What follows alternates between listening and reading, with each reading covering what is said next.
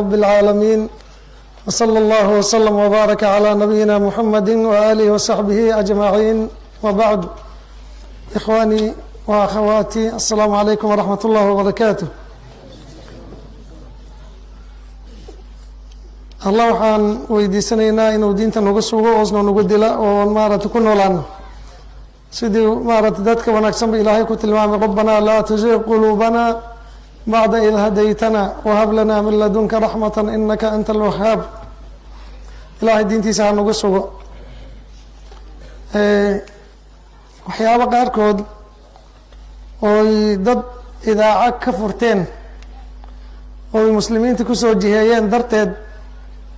ayaa saddex kelima ayaan in sha allahu tacaala ka hadli doonaa. hal kelima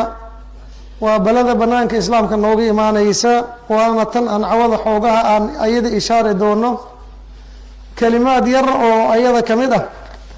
ayaan yaro dul istaagi doonaa, laakiin waxay ayaga sheegeen baan hadda ka hadli doonaa. waa baladooda in la sheega oyna xooga ku saarayeen inay sunnada nabiga sala allahu alayh wasalam ka dhigaan waxaan jirin, iskagana keen dhigaan wax qur-aanka rumaysan. arrinta labaadna dadka culamada islaamka ahoo fuqahadooda ahoo dadka diinta bayaaniya oo dadka u sheega inay beenaalayaal yihiin. marka saddex kelima insha allahu inaan ka dhignaan isku dayeynaa. arrintaas kelimada cawga oo ah waxa balada ay wataan oo banaanka nooga imaaday. kelimada labaad oo ah sunnada nabiga bayaaninteeda kitaabka ilaahay ay bayaaninaysa oo barbar joogto ay kala tegaynin. kelimada saddexaadna insha allah habeenka ugu dambeysa haddii ilaahayna gaarsiiya waxay noqoni doontaa baraa-ada culamada islaamka iyo munaafiqiinta weligoodba inay culamada islaamka saa u dacnin jireen taariikhahoodii oo cad oo islaamka lagu yaqaano ayaan soo qaadaynaa. waa saddex markaa noqda cawga iyo habeen dambe iyo habeenka dambe haddii ilaahayna gaarsiiya biidn illah. waxaa shaki ku jiran oo nin kasta oo wax fahmayo uu ogyahay ummaddan gaar ahaan shacbigan soomaalida ahoo muslimiinta ah oo ilaahay subxaanah wa tacaala uu ku irsaaqay sida lagu yaqaanay magaca islaamka inay difaacaan oo u dhintaan, oo sunniyiin wada ahaayeen, oo fuqaha wada ahaayeen. qofkooda dee wax uun iska masalo iska khaldan qofka waa dhex galaysaa. shacbigooda shacab sunna uu ahay oy shiica ku jirin oy firaq baalla ku jirin. wadaadkoo jaahil iska ahoo ani suufiyaan ha yiri waxoogaa shareecadii yara garab marsan in la arka way dhacaysay, laakiin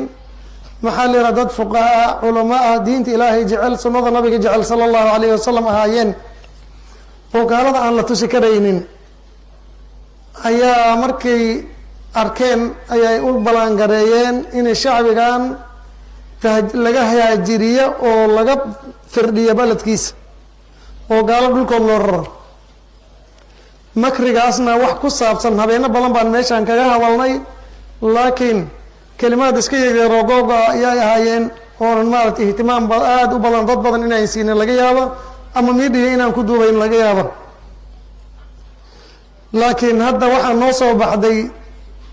haajirintii dadka muslimiinta bilaadooda laga haajirinayay midhaha ay noo dhaleen oo banaanka nooga imaawahaya ayaan maaragtay ayaa noo soo baxay oon arkaynaa. idaacad niman dhalinyaro oo soomaaliya ay fureen oo wariyaal isku sheegaya. cinwaanka idaacadda waxaa ka muuqato STN TV. waxaa noo soo baxay nin isku sheegaya maxaa la yidhahaa inuu wariyo weyn yahay, diintana wax badan ka baaray, soomaali ah, carabiga garanaya oo culammada ka hadlaya, oo idaacad furtay, oo su-aalo la weydiinaya, oo muxaadaraad jeedinaya ayaa noo soo baxay. ninka magaca hadda dadka ay u yaqaanaan ugu yeedhayiin xawaalo deer miya wax sidaas oo kale weye. xawaalo deer ama deer inay tahay allahu aclam. deer bay u eg tahay sida hadda meesha كقرن لأنه بعض الصومالي سيدي لو قرن وما قرن ninkaas idaacadda furtay STN TV waa nin Soomaali ah wuxuu sheeganaa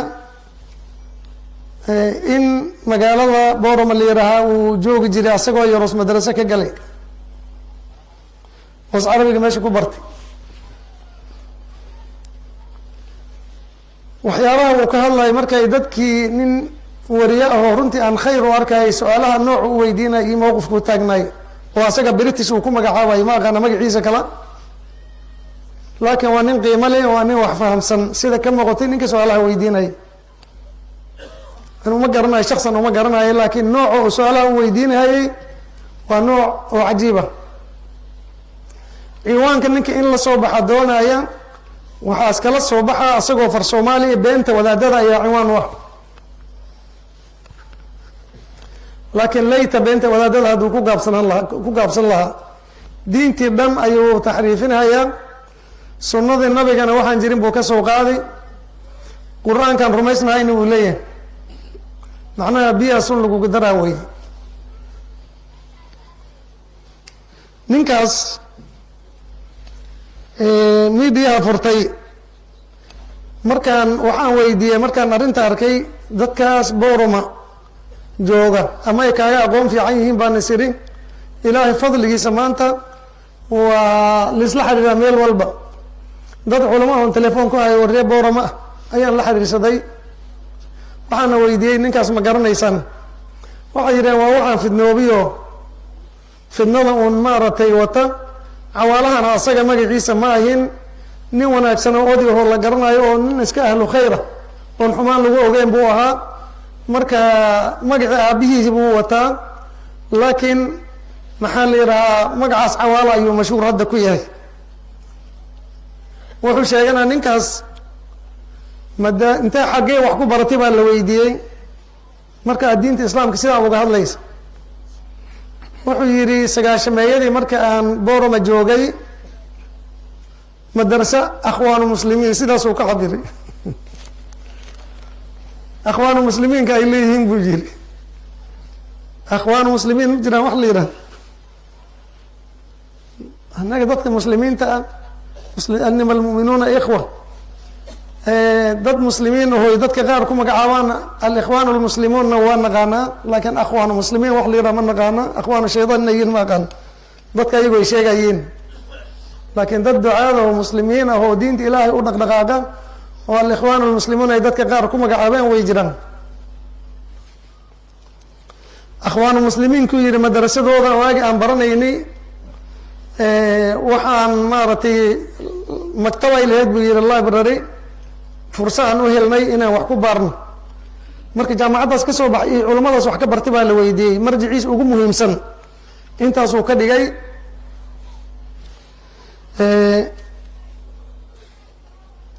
waxa hadalkiisa ka muuqat horta reer Boorama inuu yahay asaga sheegay sagaashameeyadii inuu wax baranayo madrasa ku jirna asaga sheegay wuxuu sheegay waxyaabaha hadda uu ka hadlayo inay wax ku soo boodiyeen oo 10 sano ka badan uu akhrinay oo diraaso ugu jiri hadalladiisa uu maana dacwo ku talagalay inaan dadka u sheega meel yar oo kalimaadka dambe aan muhaadaraadka fursad badan inaan weelayna aan u maleynayaan xoogaa tacliiq baan insha Allah inaan kaga sameeyo doonaya caw hadii aan leeyahay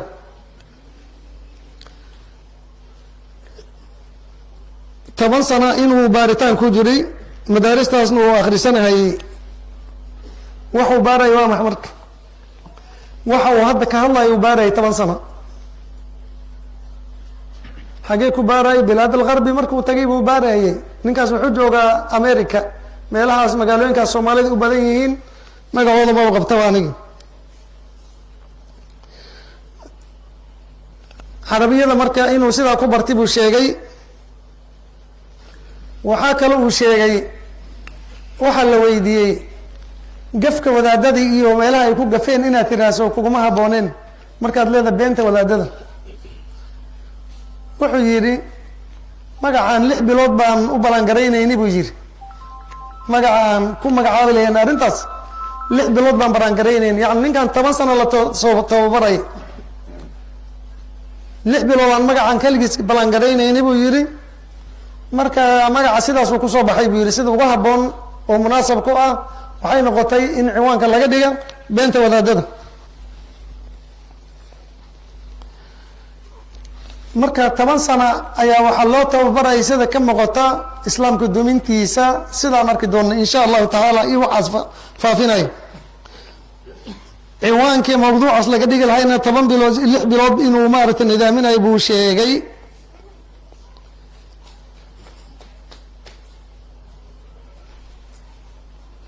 xoogaha waxaa ka muuqata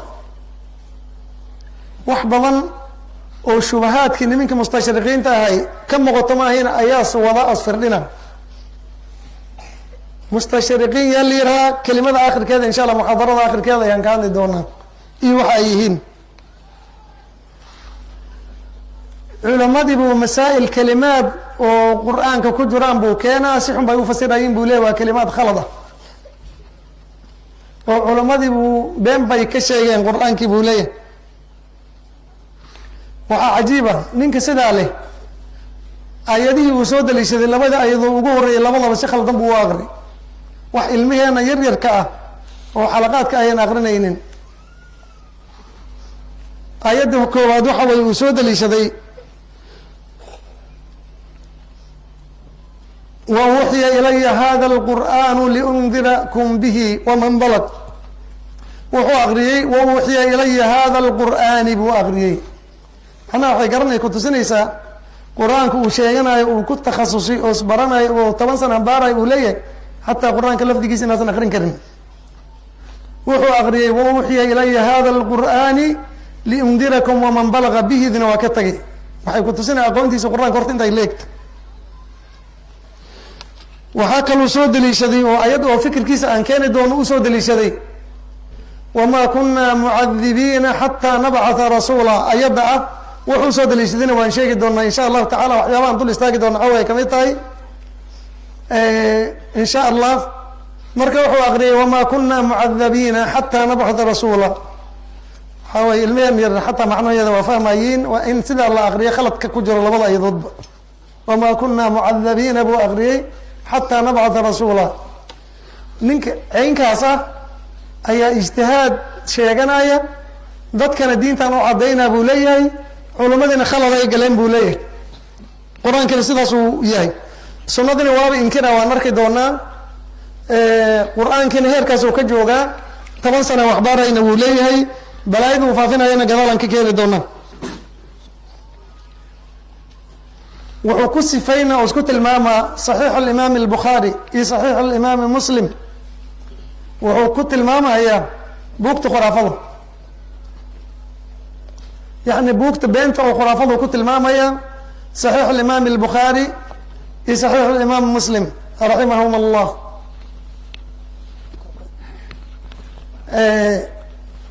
wuxuu leeyahay xadiidkan oo kitaabkan bukhaariga bukhaari wuxuu dhashay 200 sano kadib markaas nabiga dhintay sala allahu alayh wasalam kitaabkiisana 200 sano markaas kadib haddana la arkay oo la faafi macnaa qoladan mustashriqiinta waan arki doonaa insha allahu hadaladoodii ayaa waxay qabaan oy qoreen way qabaan maahini waa been iyo dasaa-is islaamka ay ku fidinayeen dadka bilaabina insha allah waan sheegi doonaa mustashriqiinta laftooda waxay qoreen oy kutubtooda ku qoreen xadiidka sidiisaba intiisa badan waa wax la dejiyey waktiga nabiga ma jirin wax xadiid la yidhaah asagana sidaasuuba si cad ugu qirina oo wuxuu leeyahay qur-aanka markii uu ilaahay ayadihii ugu dambey soo dejinaya alyawma akmaltu lakum diinakum wa atmamtu calaykum nicmatii waraditu lakum alislaama diina ayadan markuu ilaahay soo dejinayey wax xadiid la yaraha ma jirin buu leeyahay subxaana allah marka wuxuu leeyahay imaamu albukhaari 200 sano kadib baa la dhalay hijrada nabiga sala allahu alayh wasalam dabcan bukhaari waa la dhalay wakti dambe laakiin taariikhda aad sheegay horta waa beentiis bukhaari wuxuu dhashay 1900 wuxuu dhashay 194 macnaha hadalkiisa siduu u sheegay inuu khalad yahay un baan caddaynayaa laakiin wakti ahaan waa wakti u dhow asaga hadafka iska leeyahay hadduu u rumoobi lahay ama ay arrintan geli laheed waa wax loo dhaweyn kara laakiin beenta ka weyn oo isku daray waxa weeye kitaabkiisana wuxuu faafay 200 sano kadib yani 400 sano 4 qarni kadib ayaa kitaabka bukhaari ba adduunka usoo baxo la arkay buu leeyahay horta bukhaari kitaabkiisa muxuu yahay ha noo dambeeyey taa beenteedi iyo dadka indhatiraayo oo waxba garanaynin aan wax inka tusinaya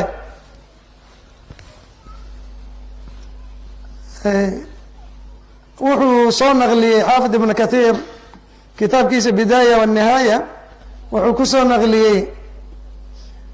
oo ka soo naqli kolle macno ahaan uu soo naqli lafdiga sidaa ugama qoran kitaabku ka soo naqli waxaadna ka soo naqlinayaa alxaafid alkhadiib albaqdaadi sanad uu warinayo oo tilmiidkii imaam albukhaari oo farabri maxamed ibn yuusuf alfarabri dad ninkii riwaayadaas la imaam albukhaari saxiixiisa riwaayooyin badan baa lagu wariyey oo mashhuur noqday ninka bukhaari ka wari inuu oole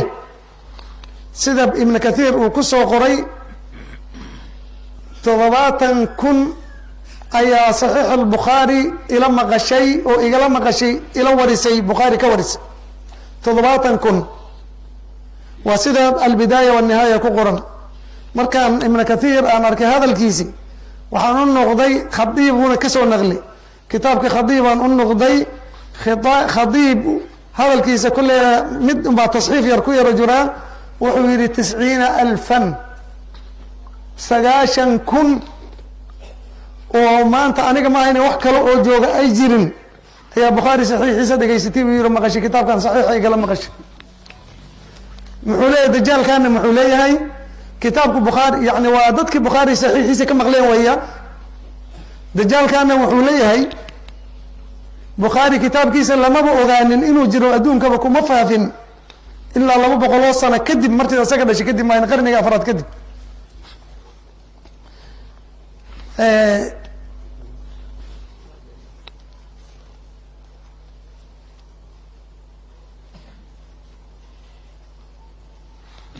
waa arrin cajiiba marka ujeedadiisa waxaa weeye xadiidka nabiga ma jirin waayo bukhaari ku horo sidaas u wadan laakin alimaam albukhaari raximah llahu tacaala raxmatan waasica oo taarikhdiisa hadda waxba laga sheegaynin oo taariikhihiisa wakti dheer qaadanaysa in laga hadlo oo la ogyahay xadiidka nabiga sidii u xifdiyey iyo inta uu la soo maray xadiidka ma nabiga sidaan yiri buu iska leeyahay mise wuxuu leeyahay hebel wuxuu ii sheegay oo hebel kale uu u sheegay oo hebel kale u sheegay ilaa saxaabigii in rasuulka ilaahay sidaa iyo sidaa iyo sidaa yidhi dad tiqaad ay culamada islaamka garanayeen oo xufaadaasna ka warinan farabriga laftiisa oo bukhaari dadka imaamka kitaabka saxiixa ka warinaya kamid a wuxuu leeyahay waxaan riyo ku arkay buu leeyahay bukhaari oo nabiga ilaahay oo socda daba socda sala allahu alayh wasalam oo tilaabadii nabiga asqaadaba meeshii nabiga ka qaada dhigay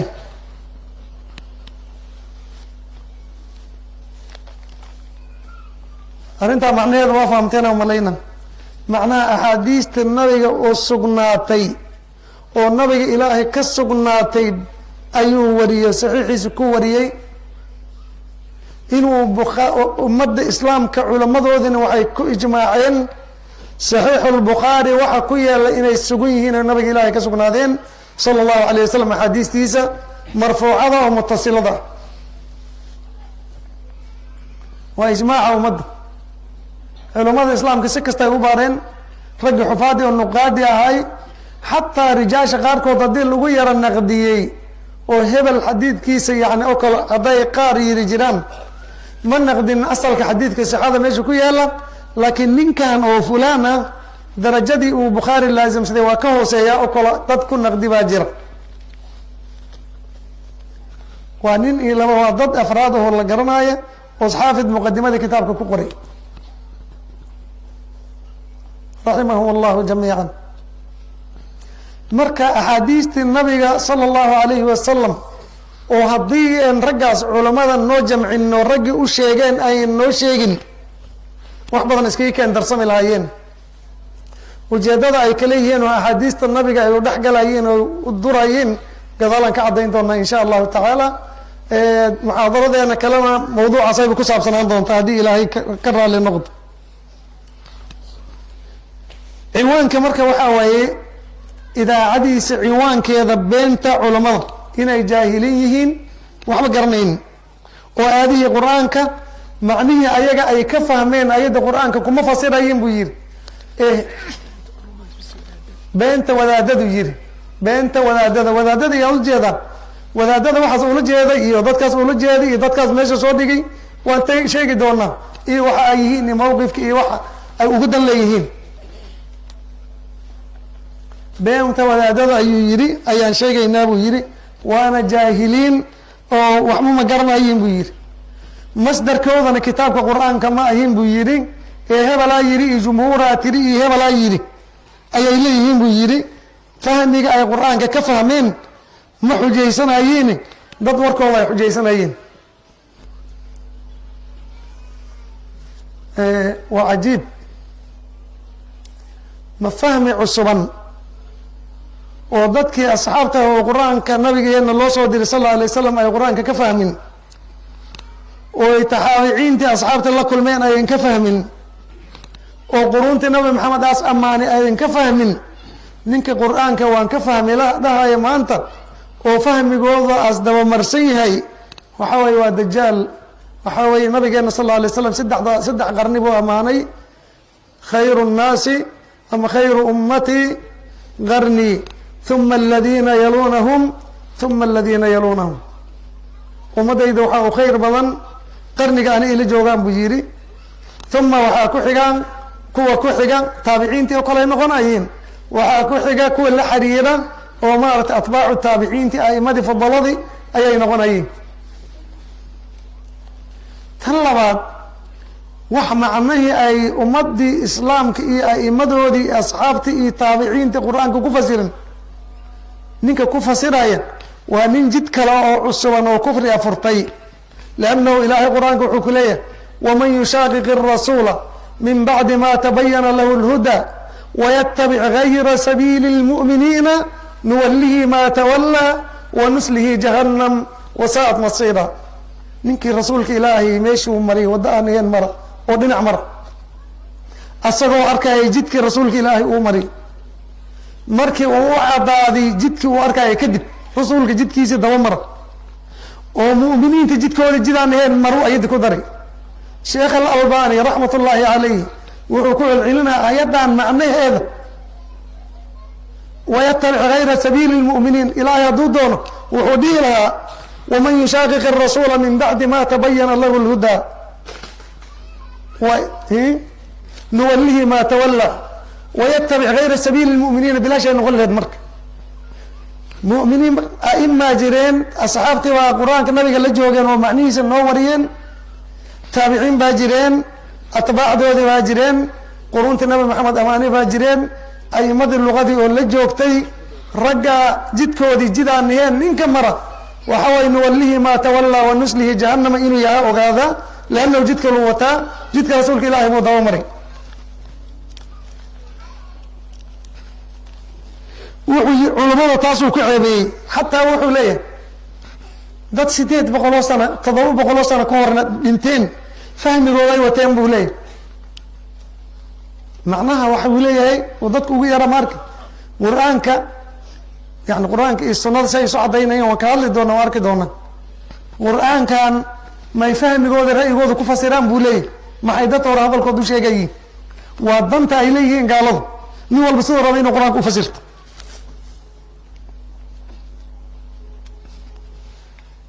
waxaa kaloo culamada ku tuhmaysanaa diinta ayay ku beec ka ganacsadaan buu leeyahay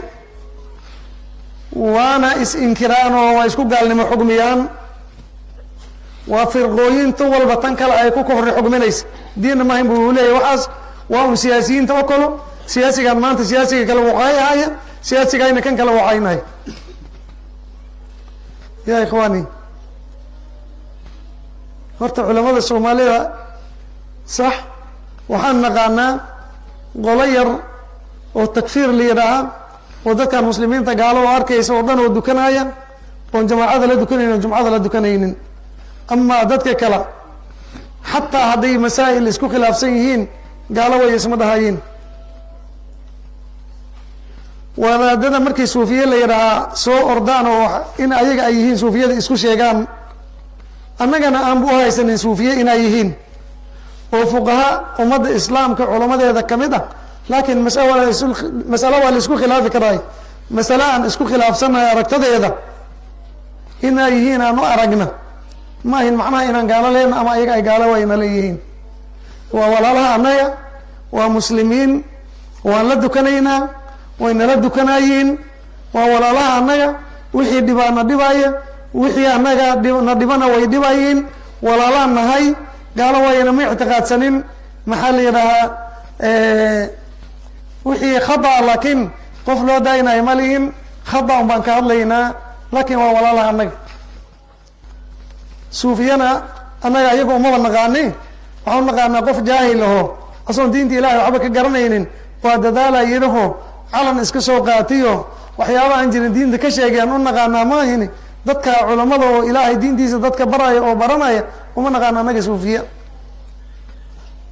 inkastoo ayaga mara qaar isku daran ninkan waxyaabaha uu sheegay waxaa kamid a abu hurayra inuu dacniyo waa tilaafadii mustashriqiinta wuxuu leeyahay abu hurayra waa nin majhuul ah oonba la garanaynin magaciisaba lama garanaya taariikhdiisa lama garanaya meel uu ku dhashay lama garanaya maryaman uu ku dhashay baa laleeyahay xagees ka imaaday magaciisaba intaasaa la iskugu khilaafsan yuu leeyahay ya akhi abu hurayra ma la garanaa mase waa lama garanayo fa subxaana allah abu hurayra waa hal nin waana la garanaa waana yamani qolo dows liira uu ka dhashay maxaa la yidhahaa 59 hijrada nabiga markaa yahayd sal alla alay wasalam inaas dhintay ayay ahlu taariikh noo qoreen axaadiista uu soo xifdiyey nabigana waa la yaqaanaa sala allahu alayhi wasalam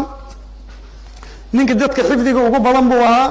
ujeedada abu hurayra ay u dabagalayeenna waxa way wax uga sheegayiin axaadiistiisa faraha badan soo xifdiyey ile nimankan waan arki doonaa ee sunnada nabiga ayay qur-aanka ka saarayeen ujeedadooda waa inay sunnada iyo qur-aanka kala saaraan liannahu qur-aankan insha allah muxaadaro khaas baan ka dhigi doonaa qur-aanka iyo sunnada waxa ka dhexeeya waa habeen damba insha allah waxa ka dhexeeya in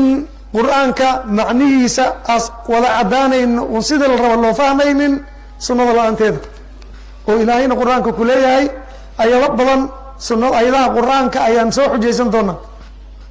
maha sunnada lafteeda ayadaha qur-aanka ayaan soo xujaysan doonaa ilaahayna qur-aanka markuu soo dejiyey wuxuu leeyahay wa anzalnaa ilayka dikra maxaa ka dambeeya litubayina linnaasi maa nuzila ilayh ninkaa qur-aankan rumaysna wax sunno la yihah xadiid la yihah ma rumaysne leh salaada ma dukadaa mise ma dukada qur-aanka salaada dukuu kuleeyahay salaadee dukani ma duhura ma casira ma barqina ma habeen barba qoraxda markay soo bixi miya ma markay dhicayso miya qur-aanka saaca salaadaha la dukanaya iyo waktiga ay yihiin iyo inta ragcoo la dukanaya midna kuma sheegay salaad duku ilaahayna faray yaa noo sheegay salaad saan u dukanayna nabi maxamed sal alla alay wasalam qur-aanka dhan waa sidaas ama badankiisa qur-aanka badankiisa axkaamta iyo awaamirta iyo nawaahida waxa inkaas nabigeena noo cadaynaya sal allahu alay wasalam markay arkeen abu hurayra keligiis maahin abu hurayra hadda kan ka hadlayaa laakiin yani mathalan nin oo talaamiidii ardadii mustashriqiinta oo maxamuud abu raya la yidhaah ومستشرقين توح كسو برتي ونركض دونا إن شاء الله نمكاس قالوا وح كسو بنيجا مركي رأي أنصار بيرو هذا مشغول سيين أو بيراي لهايين بيرو تعباين ولا لي رأي مهاجرين أي بعشركم مشغول سيين وسوق جيران هذيك بعشرنا ما آذينين محل يرى بيرنا سو ما فلانين رسولك إلهي هدان لقمة وأن عنوب كبيستو هدان هي رسولك إلهي بان لجوج جيري ميل بك ما آذينين إلى مان ما كمده والنبي إلهي كجدا صلى الله عليه وسلم فديان أن فديا قف مردي سماشان كفة جناية ومركا عندما يشاكد يدان دوبنا يسكول لابنا يمجرا إلا وحمه المامي دونه وحن أنا كوالي مه المامي دونه نبي إلهي وحبلن بوكا اللي بولي هاي مردي ديبان سيدي يالي مانك كدي من وحن رسولك إلهي كما قلمي اللي بين بولي رضي الله عنه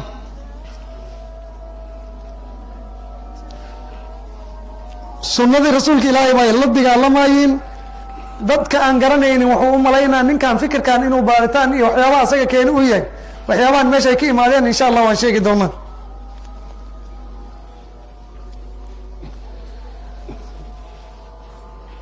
wuxuu leeyahay wax xadiid liiraa oo sheeko oo quraanka inuu rumaysanayo ma jirto leeyahay xadiid macnihiisa waa sheeka وحكيني أيضا القرآن فبأي حديث بعده يؤمنون يعني شيء كذا يا القرآن كان قداش رميناين مركو عن القرآن كأنه وجر ما بجرام بولي سؤال هذه توصلوا ويدينا عرب كاس الله با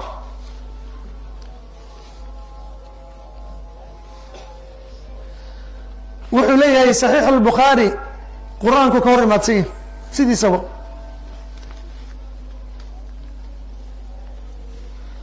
wuxuu sheegay mataqaaniin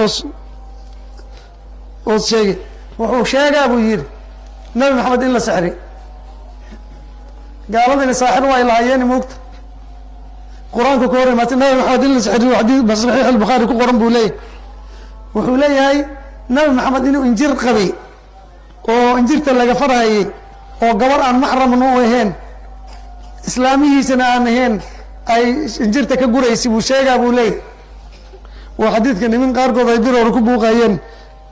نبي محمد إنه فقير هايو نين مارت النوافديس إسكا ضعيف سنتها كو قرن بولاي بخاري إنه نبي محمد بور إسكا تورا قاربا كو قرن بولاي يعني وحا قرآنكو خلاف سي أي بولاي نبي محمد التاجر بو هاي نين حوله هايستوا هاي كانوا هاي هل كاسو مري تاني هذا وحبا كما هذا الله يوم إن كان الله إن بلن مدونايا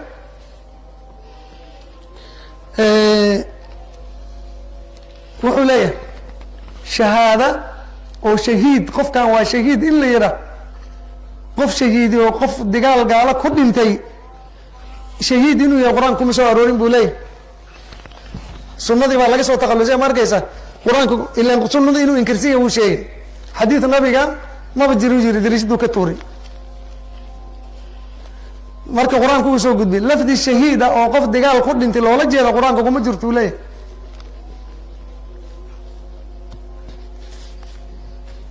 ninkan lafdigan arintan waa wax ay u baareen mustashriqiinta waan sheegi doonaa insha Allah mustashriqiinta iyo afkaartooda iyo culimada islaamka iyo waxay ka qoreen waan sheegi doonaa laakiin kan waxa hadda lafdigu sahlay in kastoo ayaga tusiyeen lafdu shahiid hadda daas ku dhufat shahiid oo kaligiisa oo shahaado loola jeeda lafdiga quraan kuma soo areerin laakiin shuhada oo macna shahiida oo badan oo jamaca quraanka ku badan مثلا إله القرآن كما تقول فيه ومن يطع الله والرسول فأولئك مع الذين أنعم الله عليهم من النبيين والصديقين والشهداء يا وي شهداء ما مركاتي وحصصك الله لجي هذا ماشان درجة سجار عليه إنك إله رسولك صادق مثلا إله القرآن يقول إن يمسسكم قرح فقد مس القوم قرح مثله وتلك الأيام أيضا كجر وليعلم الله الذين آمنوا ويتخذ منكم شهداء إنه شهداء إلهي دينك يلا قرآنك إلهي وحوله والذين آمنوا بالله ورسله أولئك هم الصديقون والشهداء عند ربهم لهم أجرهم ونورهم لفظ الشهيد macnaha shahaadadii oo dagaalka lagu dhintay loola jeedo oo mufrada sax inay qur-aan ku jiraan waa dhici kartaa, laakiin iyadoo jamaca ayaa qur-aanka ku badan oo ku buuxda. sunada nabigana waan arki doonaa insha allahu tacaala, ka anaga dabagalkiisa dan weyn kama lihin, ujeedada laakiin lafdu shahiid looga jeeda mataqaana wax uga danlaya dadka muslimiinta ah oo dagaalamayeen oo jidka ilaahay ku dagaalamayeen oo waa shahiid la leeyahay oo shuhadada la leeyahay, maxaa la yidhaha waaba nool yihiin iyo ajarkooda faraha badan oo axaadiistii kusoo aroortay ayaa la diidaya. meeshay ula jeedaan ma arkaysa. wuxuu leeyahay aniga wax sunno la yidhaah iyo shiica iyo madhab iyo shaafici iyo salafiya iyo suufiya iyo kada waxaasoo dhan ma ictiraafsani, waxaan ictiraafsana muslim bes. hadalka waa fiican yahay, laakiin muslimiinta qaybo badanaa ku jiro oo magaca muslimka dadka wata, dadkii sunada nabiga raaceen oo qur-aanka iyo sunada ku camal faleenna waa jid la garanaya. ilan asaga hadda sunadii inaad ku jirin asagaaba sheeganaya, ahlu sunna in asaaba sheeganaya. firaqa iyo ahlu sunnana waxay ku kala duwan yihiin. firaqa kaloo dhan sunada nabiga sala allahu alayh wasalam qur-aanka caddaysay oo qur-aanka sharaxday, muxaadaradeeda gooni bay noqon doontaa. jidkeeda saxda ay uma maran, mid iyo laba iyo waxay kharibeen ay soo qaadanayeen. laakiin ahlu sunna maraajicdoodii iyo kutubta ay alifeen iyo aimadii hiqaada aheyd iyo wixii kaga hadleen iyo sunada nabiga oo qur-aanka lagu fasiray, asxaabtii iyo aqwaashoodii ayay noo maraajicdii ayaa kutubtaas intaa la ego la garanaya. cid kale oo maraajicdaa u kala haysata oo sidaa oo sunada nabiga loola noqonayo, ama ha noqoto maxaa la yidhahaa shiica oo beentooda ay fara badan tahay, oo qur-aanka dhanba xataa ayaga le qur-aankan qur-aankii nabi maxamed lagu soo dejiyo ma aha, kaamil ma ahin le, iyo ma aratay maxaa la yidhahaa ama ha noqdeena kuwa kale oo khawaarijta ibaadiyada oo kala oo wax badan maraajic saasa xataa aan qabin, ama ha noqdeena kuwa kale oo firaqa oo faraha badan oo maanta qaylinaya. waxa waaye wax maraajicdaas sunada oo kale ah wax haysta ma jiraan. marka waxay inkirayeen marka way diidan yihiin shahaadada iyo jihaad fi sabiili llahi bay dabada ku haysaa arrintaas in ummadda lagala dagaalamayo oo ayan ogoleen. wuxuu leeyahay ayada qur-aanan ani soo daliishana adigana axaadiis daciif ayay keenayeen. taa marka kama hadlayo ayadaha qur-aanka ah haddii sunnadaba aada diidda macnahoodii sax kuma noqonayiin. su-aashaan weydiinayna waxaa weeye maxaa la yidhaha sidee baas aada salaada u dukanaysaan, sidee baad zakada u bixinaysaan, salaadaada maxay tahay imsaa rabcoo dukataan, qur-aanka bal naga tusi, zakada aad bixinaysa in nisaabkeeda bal noo sheeg, wagayra dalika wagayra dalik. sunadii qur-aanka ay caddaysay, bayaanka nabiga la sheegaya muxuu yahay, sunadii qur-aanka xiriirkooda siday u caddaysay, mar gooni muxaadaro gooni baa yeelanaysaan. wuxuu leeyahay gaalada aan dhex joogno oo magaalooyinkoodii buu sheegay oo reer galbeedka hadday dhintaan naar ma galayiin. wuxuu leeyahy ilaahay waa caadili caadili caadil ma dhahay mise waa cadli lafdigaasoo kale u yiri lafdun adaa isku qosli haddaad maqasha cadaali mi yiri saasoo kale cadaali. ilahay qur-aanka wuxuu ku leey wamaa kuna mucadibiina, ayadana si sax uma akrin yaha sidii horan idin sheegay u akriyey wamaa kuna mucadabiina buu yihi. ilaahay wuxuu leeyahay buu yihi wamaa kuna mucadibiina way ayadda, lakin asaga wuxuu akriyay mucadabiina way xataa nabcatha rasuula, nimankaan rasuulba looma soo dirin buu leeyahy, markaasee loo cadaaba. ilahay cadaalad buu caadil weye. masaladan waa masale muxaadaradeena dambe aan soo dhexgalayn iyo labada muxaadaro dambe, sidaa darteed in yaro dul istaaga waa laga maarmaan. ayadda ilaahay markuu leeyay wamaa kuna mucadibiina xataa nabcatha rasuula, nabi maxamed ma qoladoo aan loo soo diray mise ummadda dhan baa axmar iyo aswad aa loo soo diray, qof madow o qof cadaa loo soo diray, mise qolado gaara loo soo diri ii sheega ilahay qur-aanka wuxuu ku leeyahy qul yaa ayuha الnaasu inii rasuul اllahi ilaykum jamiica nabiga allah u sheeg waxaa isku tirahaa dadka wardadow waxaa lii soo diray dad oo dhanaa lii soo diray dhammaantiin wamaa arsalnaaka ilaa kaafatan linnaas kulli dadka o dhan baan kuu soo dirnay wax kale kuma soo dirin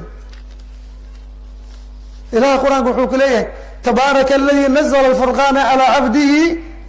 liyakuna lilcaalamiina nadi adduunka dhan buu digtiin u yahay nabi maxamed sal allau alay wasalam oo sudiga liundirakum bihi waman balaga ayadda lafteeda asaga akrinay inaan qur-aankan idinkugu digan qur-aankan idinka iyo ciddiis gaaraba oo kuwaan haddiiba risaalada nabi maxamed gaartay sida aan loo weydiinay oy diideen nabi maxamed waa loo soo diri aswad iyo axmar nabiga xadiidkiisa waxa way saxiixa sal allau alay wasalam ma jira qof madow iyo qof cad qof gaduudan ma jira oo risaaladeyda maqlaaya aniga risaaladeyda in ilaahay isoo diray maqlaaya oon i rumayneyn ma jira ilaa naar buu galaa buu yihi nabigeena sal allahu alay wasalam waxay diidaana waa taas ma ogola nabi maxamed ummadda dhan baa loo soo diri tan kale haddii ka soo qaba risaalo gaarin kuwan ayaga risaalada nabi maxamed inayba gaarinba ka soo qaba ma la dhihi karaa horta maanta dadkaas oo adduunka dhan la socdo oo muslimiinta jeegaan oo meel walba laga aadaanaya inay risaalada nabi maxamed inuu rasuul ilaahi yahay inay gaarin ma dhici karaysaa aad bay u adagta aad bay u adagta inay gaarin inkasta ay culamadeena qaar u luqluuqeen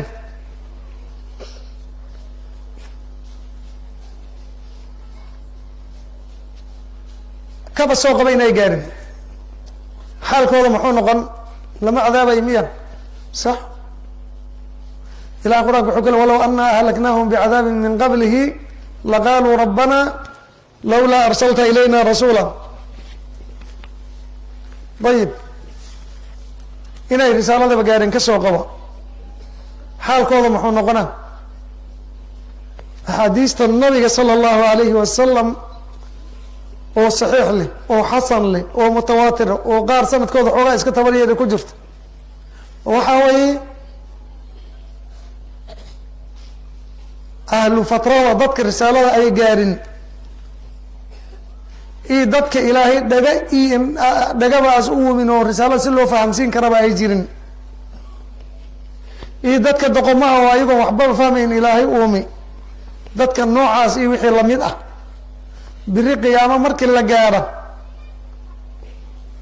way sheegan doonaan rabbiga u sheegan doonaan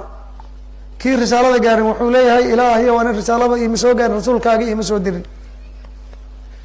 kii doqonkaahi wuxuu leeyahy ilaah ilmahaabay dhagaxyeyna aniga waxba uma fahmayn majnuunka xataa waa saas o kalo oo cumrigiisa dhanba waa lahaa kii doqonka ahaa yani kulli waxay leeyihiin nin walba waxaad sheeganaya ilaah mas-uuliyad aan risaalo ku qaato iyo fahmi ma qabin haddaad rasuul noo soo diri lehedan wax fahmi laheynina dadka kuga adeecitaanka badan baan ahaan laheen bay leeyihiin biri qiyaama markii macsarka la yimaado waxuu leeyahay rabbi subxaanahu watacaala haddaan rasuul idiin soo diri lahay may adeeci laheedeen nacam rabbiyow khalqigaaga kuga adeecada badan aan noqon laheen aniga hadda haddaan wax idin fara miya adeecaysaan waan ku adeecaynaa rabbiyow jannadii baa waxaa la moodsiinaa naar waxaa laleeyahay naarti baa laleeyahay naartaan gala diridda ay istaagayiin qofkii ilaahay sacaado u qoray waa isku tuura janno iyo bardan wasalaaman bay u noqoni qofkii ilaahay sacaado u qorin waa imaadaa wuxuu leey ilaahay o ma awoodna arrintan naarta nolciis ood godkeeda arkaysid ilaah waan kari weynay ay leeyihiin rabbina wuxuu ku leeyahay war aniga baad hadalkayga diideen ma rasuulkaygaas yeel leedeen warkayga udkhuluuha daakhiliin idinkoo dulaysan kala la leeyahy anaad warkayga diideen ma rasuulkayga warkiisa qaadan laheedeen baa la leeyahy axaadiista ayagaa waa saxiix iyo xasan qaar daciifa ku jira asaaniidoodana way badanta aimada soo bixisina way badanta xoogaha nin imaam oo xaafid oo aimada islaamka kamid ah axaadiistan xoogaha ka yara hadlay oo wuxuu yihi axaadiistan qiyaamo waa daaru ljaza ee daarulcamal ma ahin,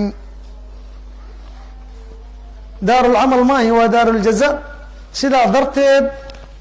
arrintaa wax la awoodi kara ma ahin. waa alimaam alxaafid alfaqih abu cumar ibn cabdilbar raximah llahu tacaala, imaam xaafid faqiha wey cajiiba. xaafid ibn kahiir aad buu meeshaas uu xaafid ibn cabdilbar ugu daba hadlay. wuxuu yihi bal hadalku uu xaafid ibn kahiir keena daya, qur-aanka ilaahay wuxuu nooga sheegay beri qiyaamo macsharka markii la yimaado mu'miniinta soo heraan oo ciddii wax kala caabudayso o dhan tagaan oo mu'miniinta laakiin munaafiqiintoodii ay ku dhex jiraan, wuxuu la dhihi ilaahay wuxuu dhihi doonaa yawma yukshafu can saaqin wayudcawna ila الsujuudi falaa yastadiicuuna. saaq ilaahay baa saaqiisa sida uu yahay garanaya subxaana wa tacaala. saaqa rabbi buu ufaydaya, waxaa laleeyahay sujuuda. cid kastoo ilaahay dartiis u sujuudi jirtay si daacadnimo oo sujuuday la dhacayin, laakiin ciddii istutus u sujuudi jirtay duudkoodii iyo qoortooda biray noqoni, gadal gadal osu dhacaa mar kastood inaad sujuudda macaba munaafiqiinta iyo wixii lamid ahaa. yawma yukshafu can saaqin wayudcawna ila الsujuudi falaa yastadiicuuna khaashicatan absaaruhum taraquhum dila waqad kaanuu yudcawna ila الsujuudi wahum saali. ayagoo fiyow ayaa sujuuda ilaahay u sujuuda lalahaa oy sujuudi waayeen. hadda maanta ayagoo sujuudi rabaan ay sujuudi karin. aljaza min jinsi اlcamal. arrinta iyada soo daaruljaza waaye daarulimtixaan. meeshaan arrintan imtixaan ma tahay mise maahin? imtixaan ma tahay mise maahin? imtixaan way. ayib qiyaama waana daaruljaza, imtixaankaana waa yeela. matalan imtixaan kale siraadka nabigeena wuxuu noo sheegay sal اla alay wasalam inuu ka af badan yahay sakiin, inuu ka yaryar yahay afkiisa dun yani tima. ummadana waa mari wain minkum ilaa waariduha, nin walba waa maraa siraadkaas korkiisa. subxaana allah, waa imtixaan iyo xaalad khadiira. jahanamana waa siraadka hoostiisa, afkiisana waa caynkan. mu'miniinta si ay u kala camal badnaayeen ay ku gudbaayiin. qaaraa si hilaac biriqyira oo kale ku maraayiin, qaaraa si dabaylihii ku maraayiin, qaaraa si fardo orod badan oo kale ku maraayiin, qaaraa nin orod badan oo kale ku maraayiin, qaaraa maarata nin socodkiisa oo kale socod oo kale ku maraayiin, qaaraa maarata guurguurad ku maraayiin, qaar ay biro gaarar ka taagan iyo ammaanadii iyo maarata riximka iyo gaararka ka taagan ay qabsanayeen oo dhaawac maayo laakiin haddana la badbaadina. qaaraa maarata naarta ku dhacaaya oo ku hoobanaya oo haddana mar damba shafaaca ilaahay ugu soo bixina. arrintii ayada imtixaan iyo xaalad adag ma tahay mise maahin ikhwaani? waa xaalad adag. yani matalan adduunyadan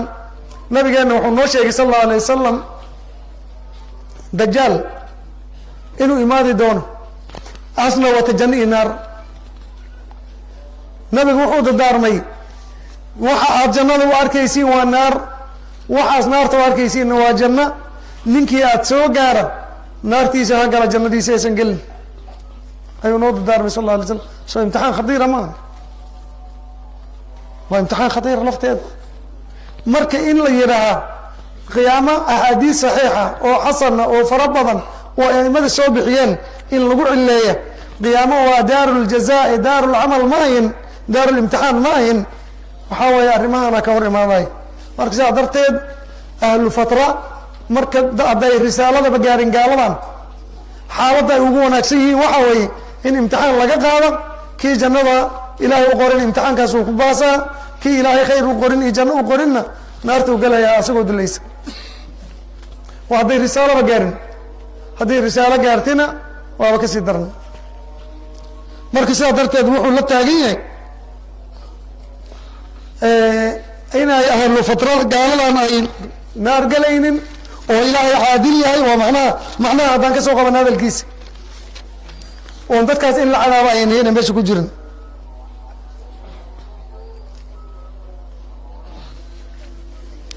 arrintan marka ninkan intaan wax ka intaan kaliya ma wax isku hadlay way badan yihiin haddaan yaro dul istaagnana way fara badnaanayeen waa dheeraanayeen waqtigeennana waa dhammaanaya saa arkaysaan arrin yar oo marka intibaahaan idin xasuusina waxaa jireen xuruub dagaalo la yidhaha alxuruub asaliibiya dagaaladii saliibiyiinta oo 200 sano camal socdi yani ayaga waxay u yaqaanaan holy war miya ama maaragtay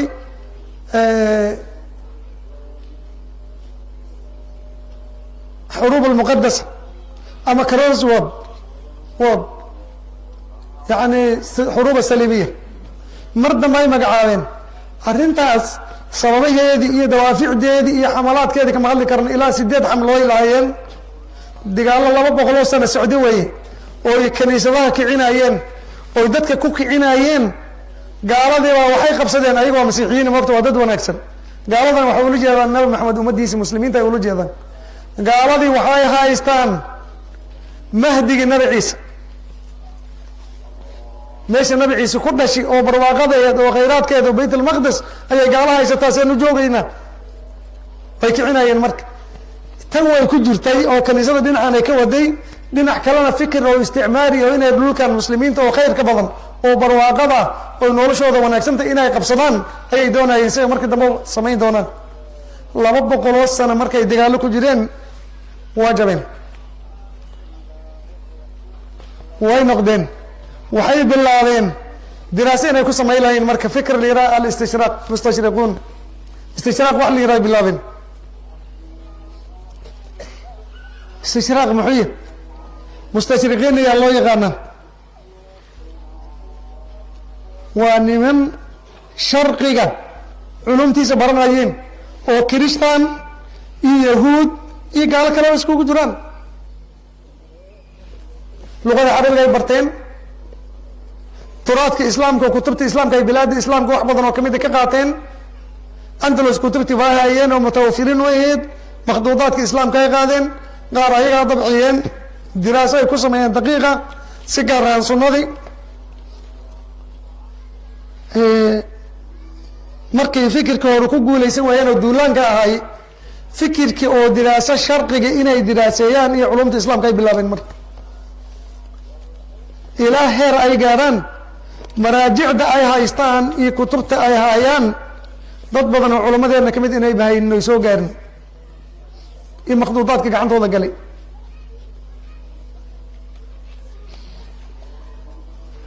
markii caalamul islaami dambe oy soo duuleen oy qabsan doonaan oy dunida islaamka badankeeda qabsadeen mustashriqiinta dadka ugu horeey oo ugu inkaarnaay oo ugu fikirka inkaarnaay waxaas ahay nin yahuudi ah oo majar waagaas waddan la dhihi jiray hungary meel la yidhaha hungary ma taqaanin waddankaas waddamadaas yurubka dhexdooda ah waddankaas ka imaaday magaciisa waxaa loo yaqaana gol zihir magacyadooda si fiican looma karay moogtay dadkaan luqadooda aan waxba ku akrinin laakiin goolka waa aabihii sida ka muuqato waxaa way ignas gol zihir baa la yidhahaa waa yahuudi waxaas aad ugu takhasusay luqada carabiga wuxuu dhashay ninkaas 850 ayaas dhashay wuxuuna dhintay 1921 waxaas mashhuur ku ahay inuu horta mustashriqiinta ninka ay ka dambeeyaan oo sheekooda waa ninkaas yahuudiga oo mustashriqa oo culumta islaamka akhrista qaar yar oo islaamka tilmaamo yar yar oo wanaagsan ku tilmaama waa jiraan مثلا islaamka inuu diin iyo dawla yahay oo qaanuun islaamka gaari kara aad jirin مثلا nin Germany ahay oo la dhihi jiray Joseph Shakhat Joseph Shakhat nin la dhihi jiray oo taqriiban 1900 meelahaas uu dhashay wuxuuna dhintay 1969 Germany buu ahay oo islaamka yani diraasaadka islaamkana yurub oo dhan ninka looga dambeysay waktigiisa.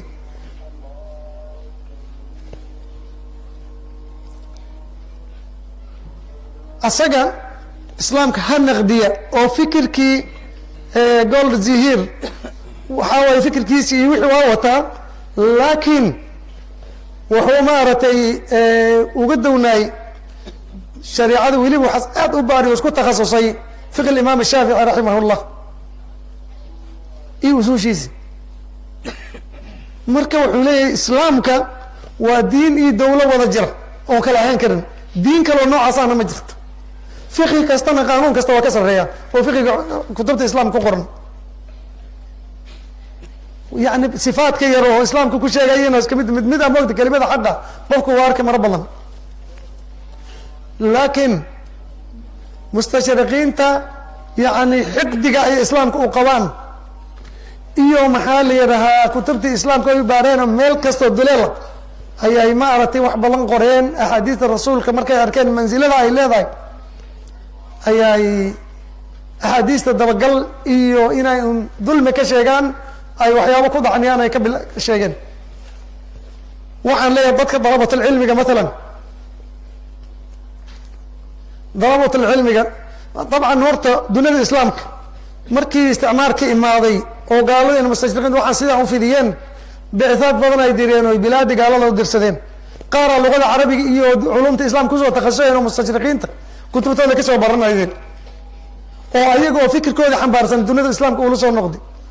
waxaa kamid axmed amin saaxib alfajr alislam waa la yaqaanaa, dadkii dalabada ah oo jaamacadaha soo akristay way garanayeen.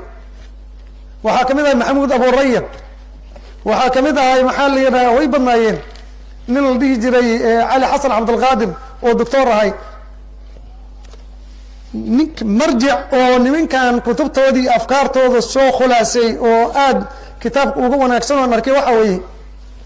risaaladan doctooraada uu ku qaatay doctor mustafa sibaaci, ninkaas caalimka oo mujaahidka ahay oo siyaasiga ahay oo muslimka. kitaabka uu qoray sheekhaas wuxuu dhashay 1915 doctor mustafa sibaaci, wuxuuna dhintay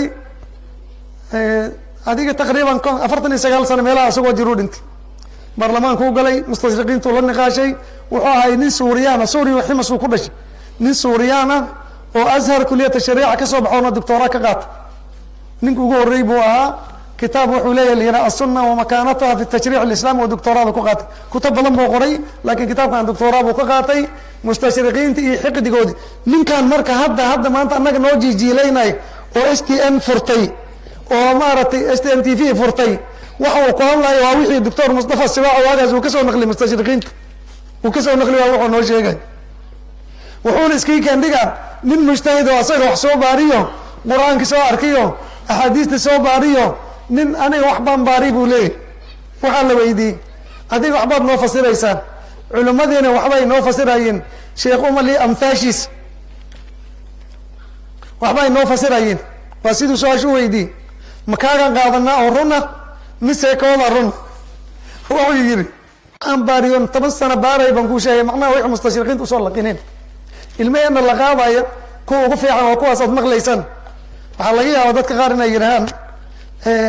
balada banaanka noogu imaanaysa maxaad u leedahay, wax ka weyn baa jira oo maanta muslimiintii la laynay. ya ikhwaani walfitnatu ashaddu min alqatli, soo qur-aanka ilahay ma gaalnimada iyo kufriga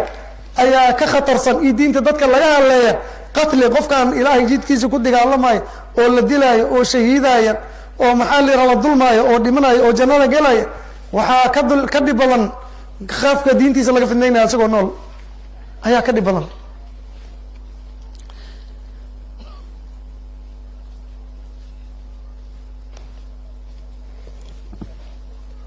waxaad moodaa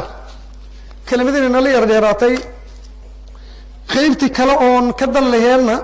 labada qeybood insha allahu habeen dambe habeen ka dambeeyaan insha allah waqti u samaysanay. kelimadan walow mawduuca xaqiisa intaan ku ekaanaynin oo iska weyn yahay, laakiin intaa ayaan caw ugu gaabsanaynaa. waxaas ayaa jiraan. marka adiga kuwabaa nairobi madarasooyin ka furteen oo sheeca iyo balaayo wata, kuwa idaacado iska soo daaynayo oo wax walba sheegay. yaa akhi likulli naaciqin atbaac duko kastoo qaaqidhaaba wax un baa daba socdo duko kastoo qaaqidha ey kastoo qayliya waxbaa daba socdo ha noqoni sida qof muslimahoo marjac lahoo diintiisa masaadirta iska qaadanayo culamada iyo maarata masaadirta saxaya iyo culamada diinta taqaana ka qaadanaya noqoy waxaas idaacadda ka maqashay iyo wixii facebook ku qoranba ha iska qaadanini dadka diyaanadooda yani waxa weye culamada islaamka hadalladooda waxaa kamid a ina hada alcilma diinun fanduruu ilaa man ta'khuduuna diinak yani waxa weye cilmigan waa diin diinta xadiidka waa diin ninkaa diintiina ka qaadanayseen fiiriya marka wax kasta oo idaacadaha laga soo daayey yaan la daba ordini fitanka aan ogaana insha allahu tacaala haddii ilaahayna gaarsiiye habeen damba waxaan ka hadli doonaa maxaa la yidhaha sunnada qur-aanka macnigiisa inaasan caddaan karaynin sunnada la-aankeeda ay sunnadii qur-aanka kala maarmaynin sida ay sunnadu ugu soo duuleen naceynkaas ay tahay adilo badan oo qur-aanka ahna waan keeni doonaa haddii alla yidhaha habeen kalena insha allahu tacaala hadafka gaalada iyo ahlu bidaca iyo ahlu fitanka iyo munaafiqiinta inay weligood culamada islaamka oo dadka uga dhaqdhaqaaqa badan inay duri jireen taas ayaas habeenka saddexaadna insha allah noo noqon doontaa hada wabillahi tawfiiq wsala allahu waslama calaa nabiyina muxamadi waalihi wasaxbihi ajmaciin